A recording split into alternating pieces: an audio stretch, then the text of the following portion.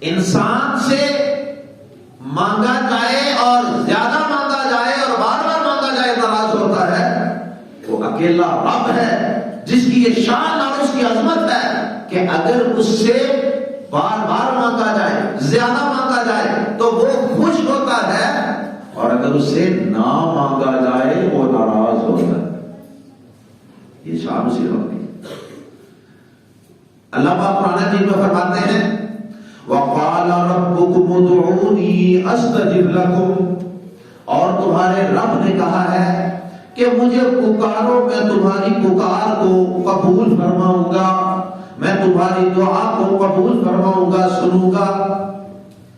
اور آگے اللہ سے نہ مانگنے والوں کا ذکر، ان الذین یستکبرون عن عبادتی، بے شک وہ لوگ جو میری عبادت سے تکبر کرتے ہیں، سیدخلون فی جہنم داخرین، تو وہ ان قریب جہنم میں ذلیل و رسوا ہو کر داخل ہوں گے۔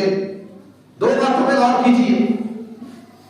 ایک تو اللہ پاک نے بات شروع کی ہے دعا سے، مانگنے سے۔ تمہارا رب کہتا ہے کہ مجھ سے مانگو، وہ خود کہتا ہے۔ اللہ پاک اپنے نبی کے ذریعے اپنے بندوں تک یہ پیغام پہنچا رہا ہے کہ تمہارے رب کا یہ پیغام آیا ہے آسمانوں سے، عرش سے۔ وہ کہتا ہے میرے بندوں کو کہہ دیں کہ مجھے پکاریں۔ اور دوسرا اللہ پاک نے آگے ہونا یہ چاہیے تھا، بے شک وہ لوگ جو میری دعا سے تکبر کرتے ہیں، دعا نہیں مانگتے تکبر کی وجہ سے، تو ان کو ذلیل کر کے جہنم میں داخل کروں گا۔ لیکن اللہ پاک نے دعا کا لفظ نہیں وہاں استعمال کیا، دعا کی جگہ اللہ پاک نے عبادت کا لفظ استعمال کر دی، حالانکہ بات دعا سے شروع ہوئی۔ تو اسی آیت کے اندر ہی گویا کہ دعا کو اللہ پاک نے خود بھی عبادت قرار دے دی۔